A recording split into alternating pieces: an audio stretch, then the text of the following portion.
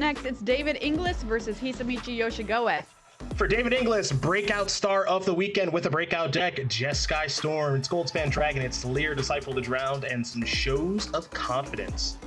For Hisamichi, a unique deck here in Naya Midrange, looking to stop David from establishing Goldspan Dragon and kill with some flyers of his own. David Inglis versus Hisamichi Yoshigoe coming up next.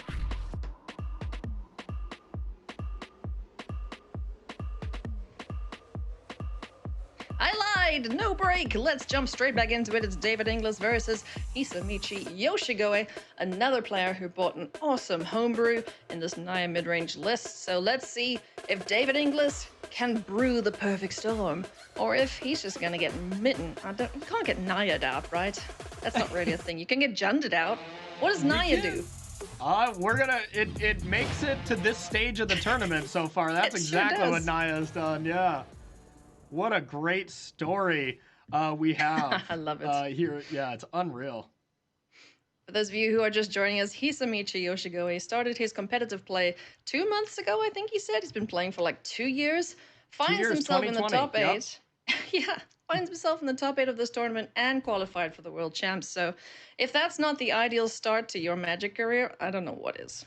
I love the reaction from Hisamichi when he was just talking like, yeah, these players are really good. And it's like, yep, you know, welcome here, like Riley was saying, but really just proving that he belongs here as well. Been playing some really good Magic. He has indeed. So let's take a look here at the opening hands. Hullbreaker Horror goes to the back. We don't need you right now, Mr. Lobster. But this hand looks pretty darn good indeed, if I do say so. Voltage Surge, Expressive Duration, Spike Field Hazard, and Fable of the Mirror Breakers. So a lovely 1, 2, 3 curve out. On the other side of things, Hisamichi's still checking out his hand and doesn't seem too happy about what he's looking at. Yeah, absolutely. And I want to bring some attention to the card that I am almost assuredly Hisamichi brought in, and that's Archon of a Myriad. There's 4 of them in the sideboard. Now, this card was definitely probably more geared towards the Naya Runes decks, but it is really good against this Jeskai Storm deck as well. Puts a lot of pressure on those voltage surges to deal with that before you start going off. Exactly right. You can't do any storming if you can only cast 1 spell per turn. And Speak there is the Archon along with Tamio's Safekeeping and a Wedding Invitation. A nice draw there as well for the late game in Maria's Call. But for starters, we're just going to get this Rockfill Veil down and pass the turn back. Absolutely, and I like David's line there. Plays the red pathway to start, and then you get that choice with Spikefield Hazard if you want to play it or not on turn 2. If you don't draw land number 2, you just play the cave, and then you have Fable the Mirror Breaker ready to go. If you do draw land, you can always play one of those other ones. So nice sequencing there by David. Very nice indeed. Land off the top. So there are our 4 lands for the big score. Now he just has to find some dragons and some Leer, Disciple of the Drowns, and then he's good to go, right? Exactly. And we have seen David's sideboard show of confidence in or out based on different matchups. We didn't see exactly how David sideboarded for this one, but it'll be interesting if he tries to be as combo-centric, or since we did see that Hullbreaker Horror, if you try to just go into that more is-it control-style deck. Like, that's the versatility and the power of this deck. You can be a combo deck or a control deck, and if you combine those, combo control has historically been one of the most powerful types of decks that you can play in Magic. Yep. It's kind of like the game plan is no, no, nope, nope, nope. Okay, watch me do things now. Exactly. No, no, no. Win. Okay. Yeah. That is a very good plan most of the time. We'll see what we want to discard here. What would you send away? Because I'm looking at all these cards and I'm like, but I like all of them. I'm incentivized to just get rid of Dwari Disruption. I think that's what I would do, because you really want to have an answer to an Archon if possible. But, of course, David is the real master with this deck and is going to prove me wrong immediately. Oh, Goldspan Dragon. Nice. Well, on the plus side, though, ditching that land does leave you available to play the Expressive Iteration, hopefully find a blue land, and it doesn't. But we still have the Gobbo that can attack and make a treasure for us. So if there is an Archon next turn, there is the 1 mana additionally if the land comes down first, but it's just going to be Voltage Surge, take care of the 1/1 and start smacking. We have to stop coming in on David's matches when he's about to cast Expressive Iteration. So far, we have been the curse so far. Every time we see him cast that card, kind of bricking on lands. A little unfortunate there for David. Just an itty-bitty. So, Hisamichi Yoshigoe sees 1 mana available on the other side. This can't kill the Archon if it comes down now, which looks to be the plan. Archon go with Tamio's safekeeping to protect it, so... Yeah, that is super big nice stuff game here. Big game for sure. We're probably going to just see a Goldspan Dragon have it get busy and maybe try to Voltage Surge on Hisamichi's turn. But yeah, only 1 card. The other option is you go for Voltage Surge here and then you try to do some other stuff. But that's going to be the riskiest play and the play that's not going to work out here for David. He's going for the Voltage Surge, having sacrificed the artifact. Tamio's safekeeping is going to say, no, thank you very much. Don't touch my stuff. And this makes an attack with our little gobbo friend impossible. So passes the turn back. What's the draw here? And that bricked every single play from David, which is really unfortunate, you know, maybe shaking his head there a little bit, like didn't think about that worst case scenario, because if you Goldspan, then you have 2 treasures. You at least can play big score on your opponent's turn so that you can kind of, you know, double spell in quotations where you get to play 1 on yours, 1 on your opponent's. And then it feels better than right now. You can't even big score unless you attacked with that shaman and just gave it away. So a little bit of a rough scenario there for David. Yeah, definitely rough. And now Hisamichi Yoshigoe has the instant speed answer to a dragon in the Wandering Emperor with its cool alternate art. Yeah, exactly. But yeah, I mean, we've seen Archon of America in certain matchups try and do what it wants to do. You know, it comes in against the Arclight Phoenixes in Historic. It comes in here against this combo deck too. But, you know, you are still... I have big dudes deck, right? You still have a Goldspan Dragon that slaps bigger things out of the sky. So just do that and then instant speed on your opponent's turn because you have that ability. This deck is very good.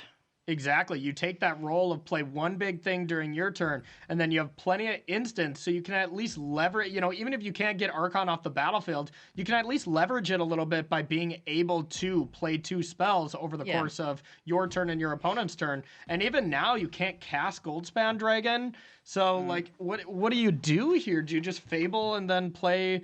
Jwari Ruins? I think so. The one thing that David has going is you can hold up Reflection and do some reflection tricks at the end of Hisamichi's turn to get a shaman and then kind of try to go off the next turn. Go off as in just play something that matters. And in this case, Goldspan Dragon would be the #1 thing. Wandering Emperor enters the battlefield. We could either see a Archon get a little chunky, or we're going to get a 2/2, which is a 3/3, courtesy of Wedding Festivities, down on the battlefield, and that is a good draw. The Cadillac is here. And the Cadillac is looking even better with that wedding announcement being flipped already. That is rough. Ooh-wee. And then we're just 1 land away from Emeria's Call, and then everything's indestructible and painful. Yeah, I think David is going to be, at this point, looking at the top of the deck, and we already saw 1 when he expressively iterated. We don't know how many David has, but knocking the top for Burn Down the House to be able to really, you know, get David back into this game. That is a must-find at this rate, and he's got to deal with these critters because he can't be taking too much damage every turn, especially with what we see coming next from Hisamichi Yoshigoe. So 4 points of damage. Coming in from the first striker, followed up by another 5. Down to 9 goes David Inglis, and that's not where you want to be. Yeah, gotta love that Hisamichi has just brought this kind of homebrew. You know, Naya Midrange was not one of the tri-colored combinations that we really expected. You know, to be fair, Grixis not really either, but just showing that, you know, playing your own deck, you know, can really work out too. Yeah, for sure. So... big decision here. Discard 2 cards. What's going away? I think we need to get some dudes down on this battlefield now. Yeah, I think get rid of the cards that draw cards.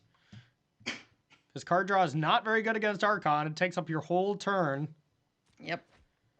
Burn Down the House? Not today, says the deck. All right. We can... Doesn't have another untap. Well, I mean, if he sends one of these goblins through, right? He can make a Goldspan Dragon and can copy the Goldspan Dragon as a bigger blocker for these dudes next turn they attack. Yep. But if there's another land, then bad news, you're indestructible. Your creatures on the other side. It sucks. Yeah, there is no real good, profitable plan here. I think I like your line, or you just go Goldspan Dragon, say go, and see how these attacks go, and see if you can leverage this into a win. But you are going to have so much damage coming across, and that's without even drawing a card for the Samira's Call. If you get land number 7, you know, Hisamichi doesn't even have to worry about, do I want to attack with this? Do I want to not attack with this? Which is what really is keeping David in this game. Like, maybe, you know, you don't want to get too aggressive. You don't want to send a 3/3 into a Goldspan Dragon. But with the indestructible clause on Amiria's Call to every other non-angel card, you just jam. Yeah.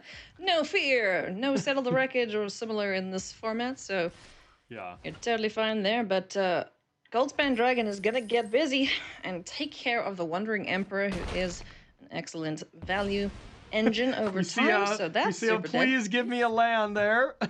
Yep. Alrighty, what you got, bud? Let's see. Land off the top. Are we gonna see total annihilation? It's an Jeskai Chariot. Okay, sure, fine. He held up a card. Was that his one time, I wonder? That's what I'm wondering. Is that the one-time card, or we'll have to ask Hisamichi later? I don't think it was what we were going for, but yeah, that was funny. And this is something we've seen a few times, where you just dump the second copy of your Jeskai Chariots, you keep the one that's not summoning sick, you get some more cats, you're loving life. It's looking good. Yeah, absolutely. And even outside of this, you know, whatever kind of attack we have, it, you know, going to the next turn for David, it's not like you have Voltage Surge to immediately clear Archon and then start doing some things. So that's really what David is looking for. Voltage Surge off the top, or some other way, you know, Fading Hope or something to be able to deal with Archon. And then, honestly, you can probably win the game. David is that close, as long as he can survive this attack with some decent amount of life. You know, honestly, not even much life. As long as you have 1 and you can draw Fading Hope, you can win the game next turn with this Jeskai Storm deck. All right, Hisamichi is praying to the magic gods right now, whether it's Bontu or the Hazoret, I'm not entirely sure, but whichever one brings you a land. Karametra, I guess. Yeah, look at this. Maybe an oversight a little bit here. Goldspan Dragon gets to block Archon. Oh, my. That's big. Oh my, you see, yeah, that could be a huge misstep. With Lear, this game could be over next turn. Oh my god. Oh, that is what David Inglis needed. Now he needs the top of the library to behave. What can he find? I guess there is only 1 big score. That's actually not that much. I was kind of thinking we discarded at least 2 of that effect. So, you know, Lear, and the one problem is you had to get rid of all those shamans. Those shamans actually really help out at feeding Goldspan Dragon. Now we're going to see an extra Goldspan Dragon, and that's going to be 4 mana to start this big score, you know, chain if we can find something else. But it's going to put a lot of pressure on David's draw to find it right now. Yeah, he doesn't have time to wait here. So let's make some treasures. Let's do some big scores and see what the top of the library yields. He has to go ham right now. Show of confidence or big score? Come on. David, time to cash in that one time. Oh, and that's the thing here. Most of the time you look at these scenarios where maybe David can go post-combat, expressive iteration into show confidence. Unfortunately, that's not how treasures work as well. You have to add blue, blue, red, red. You can't even add white. So it's going to be pretty tough here. Yeah, you're going to need to like voltage surge your own gold span to keep it going. So if we find show confidence, that's fine. But this is one of these battlefield, Ailey, where normally David is able to realistically clean up the battlefield enough so that he won't die on the crackback. Not when you're at 1. Not when you're at 1. It's really tough to deal with that many creatures without burn down the house. I mean, let's see. He's pulled off some crazy turns. So starting off here with a Spikefield Hazard, just to get an extra treasure. Expressive Iteration is going to dig a little deeper. We need a miracle. We need a hero. Holding out for a hero in Goldspan Dragon, ain't it? There's another Galvanic Iteration. We could cost Spikefield Hazard twice. Yeah, we're not done yet. You can go Hazard, Voltage Surge, which costs 3 but gives you 6. So down, I mean, we still have more mana, but that just means Expressive Iteration again to find Show of Confidence. But at that point, when you find Show of Confidence, we're out of card draw. So now you almost have to find Big Score or Unexpected Windfall into Show Confidence. Like, it's getting thinner and thinner as every, game action goes on here. Alrighty. Spikefields, sorry, Dragons, you're getting bullied here just a teeny tiny itty-bitty little bit. Make some treasures for us, though. Work. We need you. Yep. And here's that gold span with well over lethal being dealt to it. Yep. And it's going away anyway, so bye-bye. Thanks for participating. And we haven't played a land yet. Let's keep that in mind. Dragon's Fire, that's it. That's not going to do it either. Where is the gas? Where is the big gas? scores or Unexpected Windfall on the top cards, or the top, 10 cards or so. David had a chance with that attack with Archon, but didn't find anything. He didn't. Heartbreak here for David Inglis, not able to find the combo pieces he needed to keep this chain going and clear up this battlefield. So this is just absolutely brutal for David Inglis, our top-seeded player coming into this top 8. There's the good game, there's the concession, and Hisamichi Yoshigoe continues on in the new Capenna Championship. Unbelievable stuff there, Corey. Wow, really exciting stuff here. Naya mid-range, not necessarily what you would expect